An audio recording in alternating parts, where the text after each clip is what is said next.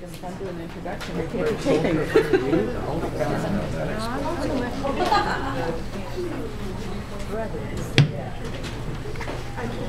Good morning, and thank you everybody for joining us today for this memorial in memory of PFC Gregory Goodrich, who was a well-beloved library user. Right now I'd like to introduce Major Smith. Good morning. First off, I'd like to thank everyone for being here, showing your support for Specialist Greg Goodrich. I appreciate your support. I know he would too. A little bit about Greg. Of course, he was born in '66, so it made him a little bit older than some of the troops that he was serving with. But he graduated from the University of Georgia with his bachelor's degree, and then he went on to get his master's degree. He joined the United States Army as a heavy wheeled vehicle operator. And in fate, he joined the 724th on 9 September 2001.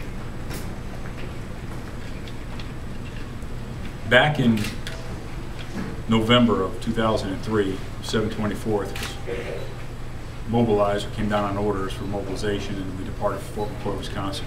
And Greg was one of our soldiers that went up there as a member of 2nd Platoon. 2nd Platoon on a mission to Baghdad International Airport was ambushed in still one of the longest in distance-wise ambushes that took place on ASR Sword. On that day, as his Bronze Star with Valor reads, under the ambush and fire, Specialist Goodrich's vehicle became disabled. He ordered the civilian driver out and, under covering fire, maneuvered to an awaiting Humvee that was coming up picking up survivors. Greg made sure and helped and assisted the driver, the civilian driver, into the Humvee before he actually entered the vehicle. He entered the vehicle going backwards while he was actually firing at the enemy that was firing on the Humvee. That's when he received his fatal injury wound. It doesn't do justice to the Greg Goodrich that I, his family and friends, and the members of the 724th knew him. Greg was very educated, very knowledgeable, one of those individuals who could talk about any subject at any time, anywhere. You could argue the cosmos and the start of life forms and where it started, and he could go on. He had a very good sense of humor, sometimes a little dry. Very good worker. You set him out on a task or a mission to get it done, he'd get it done. No one had to look over his shoulder and follow him around. He was a worker.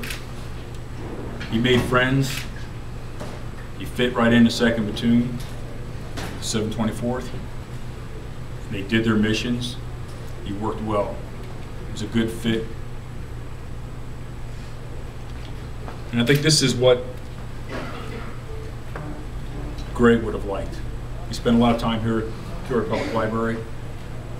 He was a bookworm for sure. He was constantly reading books. And it didn't seem to matter what the subject was. He could jump back and forth in a lot of things. And he loved music. It took a while of our mobilization and training up to realize that he played the guitar and actually performed for the troops over there on LSA Anaconda, along with one of his good buddies was Jay Russell. Sergeant Russell, if you saw him, he stands a little taller than I am. Greg was like that. But they became fast friends. Picked the guitar, picked music, and I know Sergeant Russell would have liked to have been here today if he could. Greg had a zest for life, and his quest just couldn't quench it. His thirst for knowledge was just constant. So this is a great honor for him and his family, his mother Barbara, his sister Robin, and his father Ronald. We'd be very proud what the Peoria Public Library Board of Directors, the patrons, and folks from the Yellow Ribbon Support Center, and what they've done to bring this about.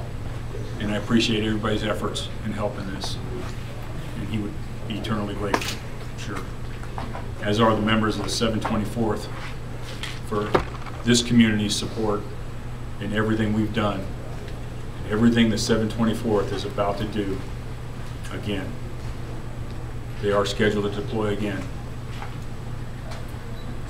I wish them well, and I'm sure that people here will too. Thank you very much for this honor.